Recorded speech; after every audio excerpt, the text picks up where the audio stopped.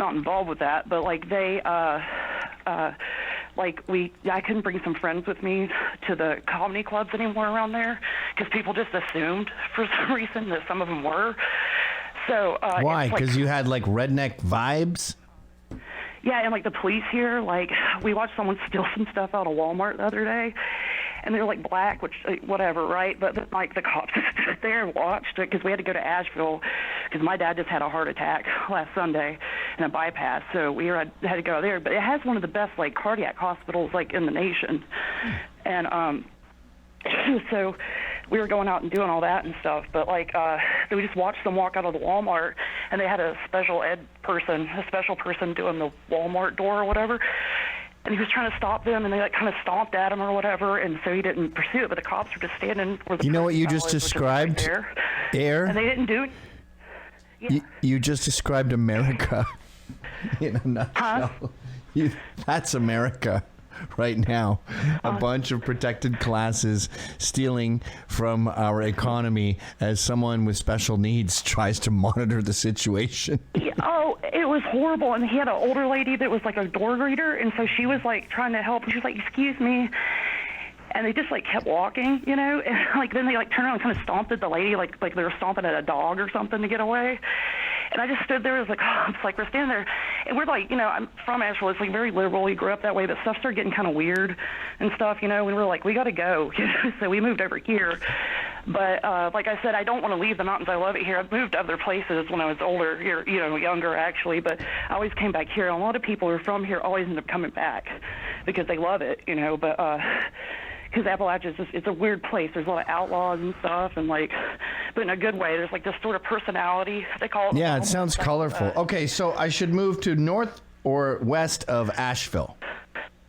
Yes, move to north or west of Asheville because it's cooler.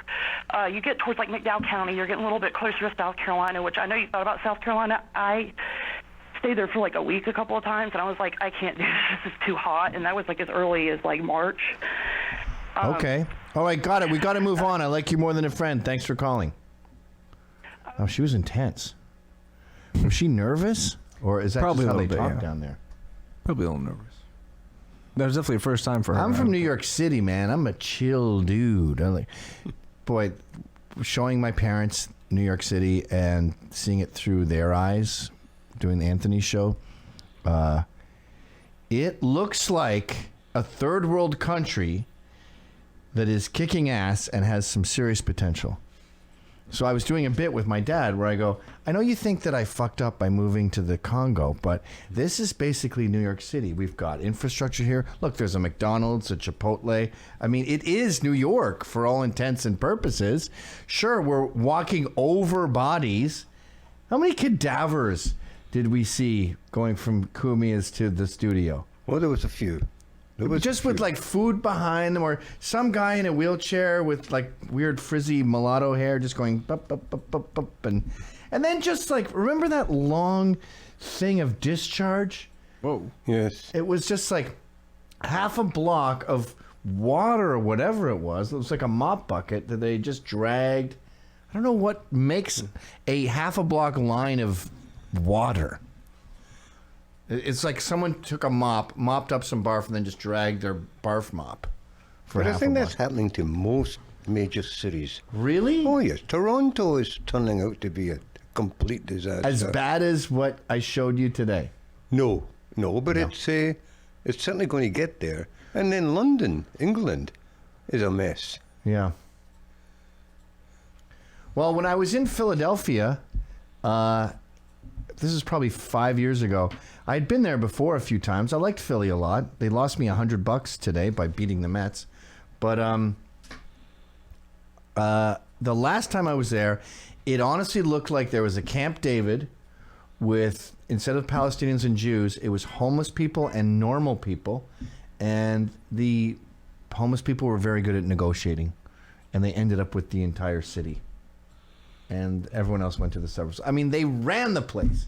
Dancing, boom boxes like what we started the show with on the street, wine. It looked like some dystopian picture of the 1800s in New York City. Oh, dear. It's done, and we're there too. Anyway, next call. Dan. Dan, you're on the line. Hey, Gavin, hanging's too good for you. See yous, people. Hey, Hanging's too good for yous. I got a question for Jimmy here. What is the most trouble that you ever got Gavin in when he was growing up? That I got Gavin in. Proud of your dad. Oh, I think Gavin was doing really well by himself. Wait, what do you mean? Like my dad got me arrested by stealing a gold chain, or he punished me the hardest for doing a bad thing? The worst thing that you've done that required parental correction. Oh, I see. The most trouble I was in with you. Oh. I don't know if I want to say this on your show. Getting arrested for drunk driving was bad. Were you arrested for drunk driving? He forgot it. I think the most enraged you were when and thanks for calling, by the way, was when we were going away on a weekend vacation. Oh, yes. And you had got off work early so we could get a good start. And I like to take my time when I leave school on a Friday and do my chatting to the janitor and the staff and everyone in the entire school until it's empty. Exactly. And then slowly meander to the bus. And That's the first holiday I'd had in months. So I rolled in at around 5:30. And you were in the car and you said, if he fucking lies to me, I'm going to lose it.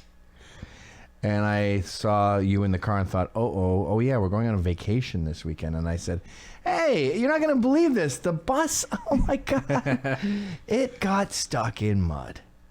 And then you lost it, ran out of the car, picked me up by my neck, and slammed me up against the front door of the house so hard that we broke the deadbolt and landed on the ground together. No. That's certainly a more dramatic ending. How did we both were on the ground in the house. No. Yes. Which part of that isn't true? Did you pick me up by my neck? Yes. That's true. Were you perturbed? I was really angry that you were interfering in the first holiday I had in months. Yeah, I can imagine. I agree with you. Yeah, that was pretty bad. Or how about the time I built the waterbed in the basement? Oh, God. And you told me not to build it in the basement, build it up in your room. Stop trying to stay in the basement because you think it's edgy. And then I built it without instructions and fucked it up, which really pissed you off. And then when you came downstairs and I go, can you believe this didn't have instructions? And you had the instructions in your hand. And you picked me up and threw me through the air. And I remember sort of soaring through the air like Superman and going, oh, there are consequences for your actions. If you piss people off, they will throw you. No, that was that waterbed was a disaster. Yeah. I don't know why you bought it. It's way too generous. Before we get the next call, this is a public service announcement brought to you by Tactical Walls. Attention, Censor.tv dysfunctional family members. If you have been listening to me for more than 1 year, you should have already put a ring on it. If you have done so, you'd better be well on your way to popping out some youngins. If you already accomplished step 1 and step 2, you'd better damn well start preparing to protect your growing family. Tactical Walls have the tools to help you prepare. Home defense should be taken very seriously if you're looking to protect which is most near and dear to you. Let Tactical Walls help you protect your family. Or at least buy Johnny Apple CBD for fuck's sakes. Best part, Tactical Walls is an actual veteran-owned business who supports Censor.tv. There's a shit ton of coupon codes you can use. Gavin, Gavin15. In the future, I don't think we should use a lot of coupon codes. Let's just stick to Gavin. A bunch of misspelled variants of each if you are a nitwit, or perhaps the code RYGUY would be more your speed if you live alone and you need to protect your own shitty single fag zone. Hell, even the codes heels or sunglasses will work to save you 15%. Come on, fuck. We have removed all of the excuses. Make some babies and save some babies with tacticalwalls.com. I'm going to start just reading this now. www.tacticalwalls.com. I heart pussy and Jesus. www.tacticalwalls.com. Promo code Gavin, pussy and Jesus. My dad is what, 76? You don't even say www. Why don't I'm becoming woke. Why don't you say http:// while you're at it? All right, let's take the next call. All right, we have. This says Jews, so this should be fun. Uh-oh. Oh, let me guess. Hey, Jeff. Yes, go ahead. Apropos to your comments about the Judos rambling about the Holocaust, I think I can provide some context about these specific Jews. Hello? Yep. Yeah, so most of them that think that the Holocaust is going to happen, it's going to be perpetuated by white Christians, are generally, first of all, their parents didn't go through the Holocaust or their relatives didn't, and they are like descendants of several generations of Americans who gradually lost all their Jewish identity, like became Reform and then secular, but they still want to have like a Jewish identity. So the only way they can identify it is through, I'm Jewish because they